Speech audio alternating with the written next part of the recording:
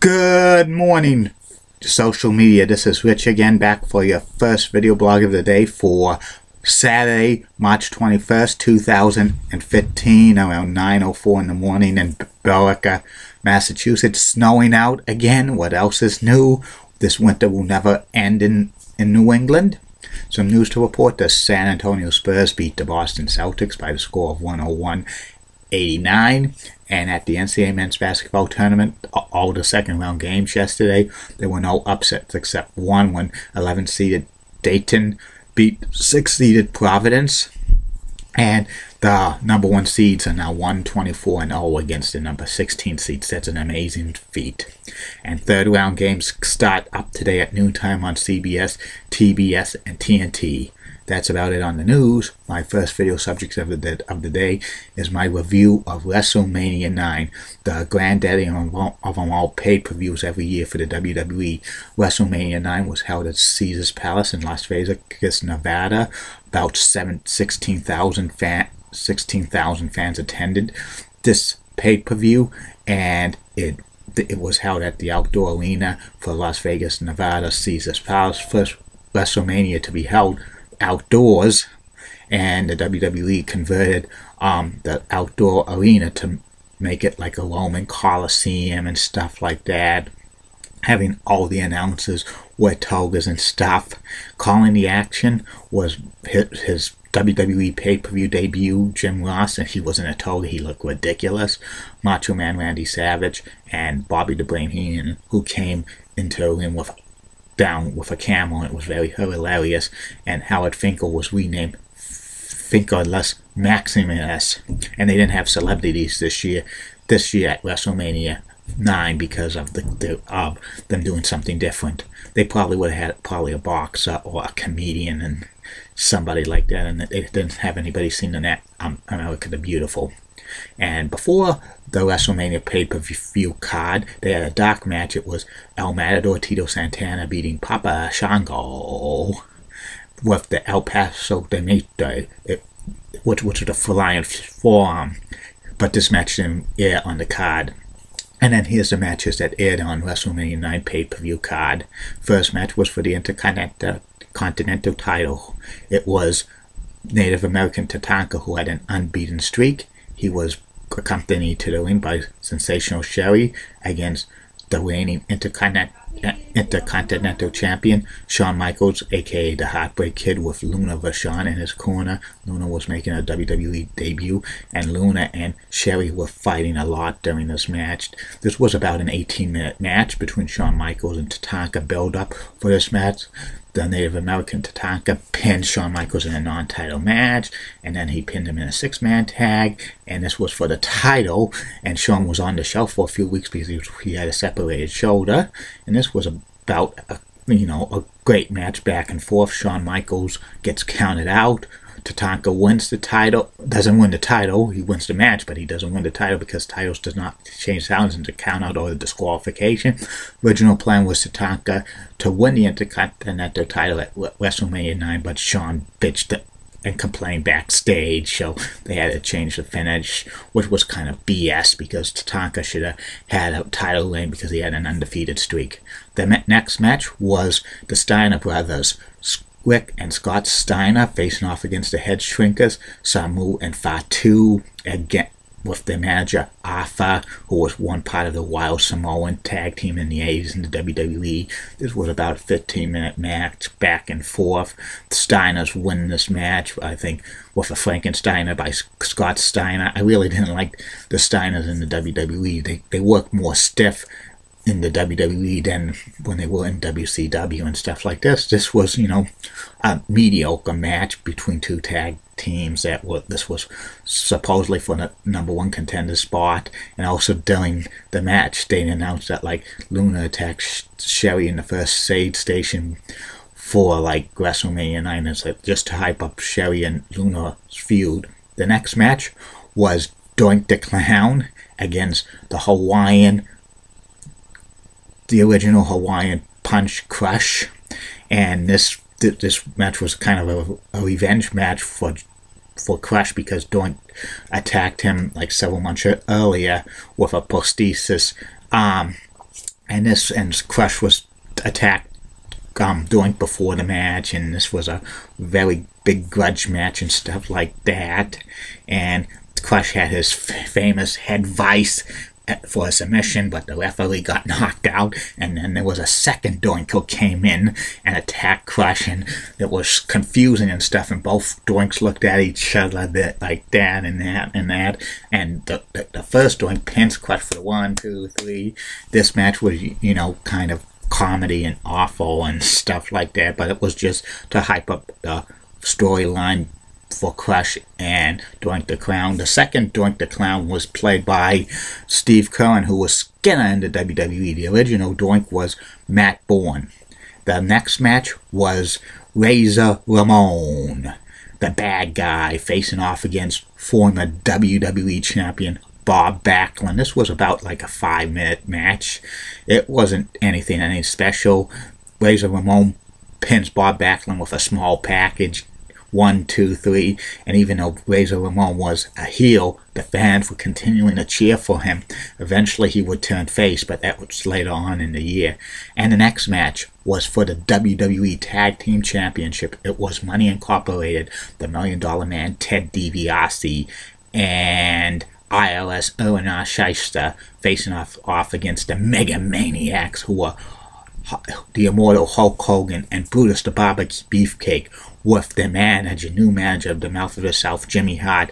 Jimmy Hart used to be the manager of Money Incorporated, but during a singles match on Monday Night Raw between the $1 Million Man, Ted DiBiase, and Brutus the Barber Beefcake, the Money Incorporated hit Brutus the Barber Beefcake in the face with their briefcase, because this was Beefcake's first match back since he had that parasailing accident in July 4th, 1990 and stuff, and Jimmy Hart was really concerned about that. Then Jimmy Hart turned face and joined the Mega Maniacs and stuff with Hogan and Beefcake, and Beefcake had to wear special masks to protect his face and stuff like that. And this match was about like 17-18 minutes back and forth stalling. Hogan was put in the $1 Million Dream by Ted DiBiase, but the referee takes an accidental bump, and then it goes wild, kind of a smudge. Hogan hits like the $1 Million Man with the mask that Beefcake had, protective mask, which Money Incorporated took off, and then Hogan and Beefcake pinned the $1 Million Man and IRS simultaneously, and Jimmy Hart, who was wearing a jacket, he turns the jacket around as a referee shoots and counts 1, 2, 3, but a second referee comes down and disqualifies the Mega Maniacs because Hogan used the weapon for the mask, and Money Incorporated retained the WWE Tag Team titles. This was kind of an awful tag team match and stuff, but at the end, Hogan and Beefcake and Jimmy Hart were throwing the money in the Money Incorporated's briefcase into the crowd, hundreds of dollars of bills, which was awesome and cool. But this match was very poor. Yeah, the next match was the narcissist Lex Luger. He came to the ring with 4 scantily clad ladies and facing off against Mr. Perfect. Mr. Perfect was the face, and the narcissist Lex Luger was a heel, and I didn't really buy Mr. Perfect as a face. He was much better as a heel. This match was, you know, decent and stuff. Luger wins the match when he knocks out Perfect with a forearm, which in Luger's forearm he had a surgically implanted plate in it because he suffered it in a car accident, a motorcycle accident about a year earlier. This match wasn't anything special. Afterwards, Perfect runs into the backstage area, follow Luger, then Heartbreak Kid Shawn Michaels attacks Mr. Perfect, and that they start up their feud, Perfect and Shawn Michaels. The next match was The Undertaker with Paul Bearer against Giant Gonzalez with Harvey Rippleman. Giant Gonzalez was close to 8 feet tall, and he was he was a monster. He was a giant. This match was awful because the Giant Gonzalez was limited mobility and stuff like that, and the Undertaker had to really carry this match with Giant Gonzalez. Ending had Giant Gonzalez have chloroform and choke the Undertaker out, causing the disqualification. The Undertaker was out cold. They had to bring a stretcher for the Undertaker. But a few seconds later, the Undertaker comes back to the ring. Paul Bearer's grabbing his hair and stuff like that. This was another disaster of a match. Giant Gonzalez, one of the worst wrestlers of all time, in my opinion. And then the main event for the WWE World title, it was Yokozuna, the big 505-pound monster representing Japan from the Polynesian Islands. Yokozuna was actually a Samoan American, with Mr. Fuji as his manager, facing off against Bret the Hitman Hart for the WWE World title. Yokozuna won the WWE Royal Rumble in 1993, and that was the first year the winner of the Royal Rumble was guaranteed a title shot at WrestleMania. And this was an awesome match, about like 12 to 15 minutes. Like, Bret the Hitman Hart did a lot of power moves to get Yokozuna off his feet. Yokozuna was a great wrestler for somebody for his size. He was awesome. The ending of this match had Bret the Hitman Hart in the sharpshooter with like Yokozuna, but Fuji throws salt in the eyes of the champion, blinds him, and then Yokozuna rolls up Bret the Hitman Hart for 1, 2, 3, and Yokozuna's the new WWE champion. But wait, the immortal Hulk Hogan comes down and complains about the decision, and he tries to help Bret the Hitman Hart back to the ring, and then Mr. Fuji grabs the mic and says, "Hogan, we issue a challenge. We will put the world title up on the line." And then Hogan was not really buying that, but then Mr. Fuji calls Hulk Hogan "yellow coward," and then Hogan just goes into the ring. Bret says, "Challenge him, challenge him, challenge him," and they have an impromptu match.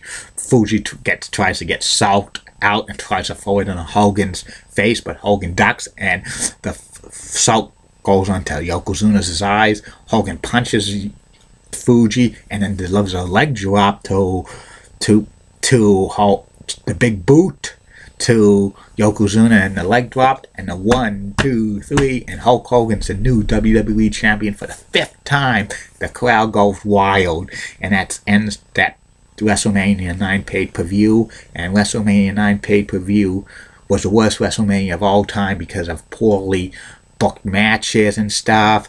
The main event ending with the impromptu match with Hulk Hogan winning the WWE title for the 5th time.